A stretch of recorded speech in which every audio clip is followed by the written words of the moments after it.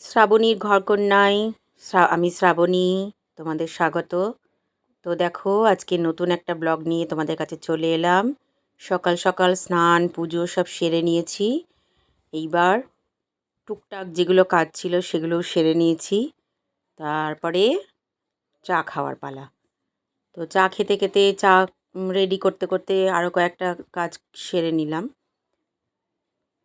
এবার শুধু তো খেলেই হবে না, তোমরা তো জানো ঘরের মহিলাদের খাওয়ার থেকে কাজ করতে হয় বেশি। তো ওই চা করেছি, চা দেওয়া হয়েছে কর্তাকে, সেগুলো সব জড়ো হয়েছিল। আমি পুজো করতে একটু বেশি সময় লাগে আমার, তাই এইগুলো সব পরিষ্কার করে ধুয়ে মেজে গুছিয়ে রাখলাম। তারপরে নিশ্চিন্তে বসে একটু চা খাবো।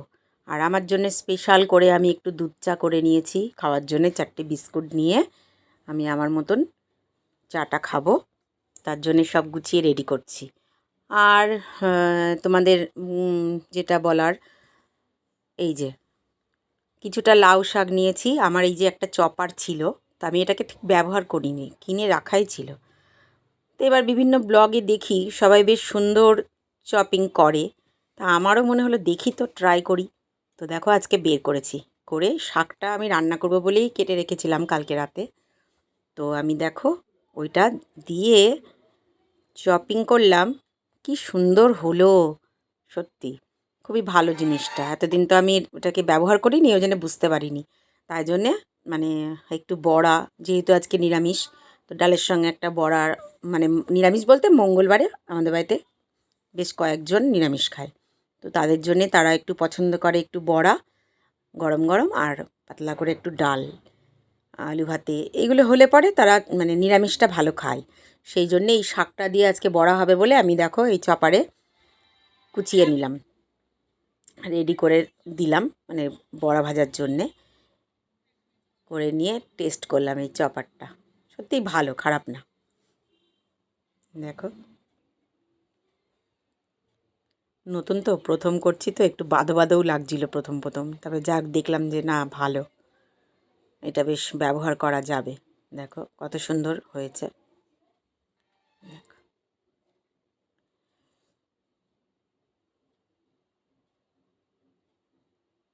হুম,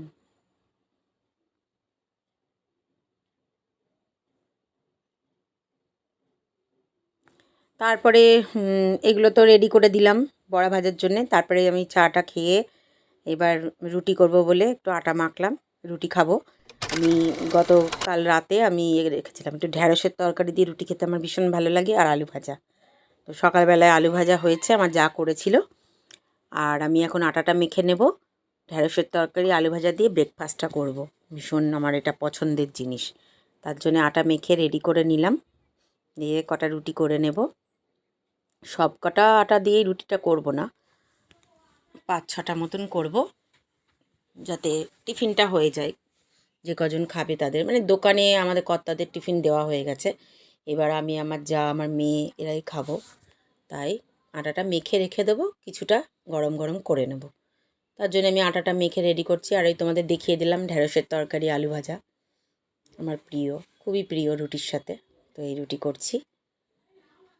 এই যে চা খাওয়া আমার হয়ে গেছে, এবার রুটিটা করে নিয়ে তারপর রুটি খাবো, রুটি খেয়ে রান্নাঘরে যাব। এই দেখো খাওয়ার জন্যে রেডি করে নিয়েছিলাম রুটি, ঢ্যাঁড়সের তরকারি, আলু ভাজা।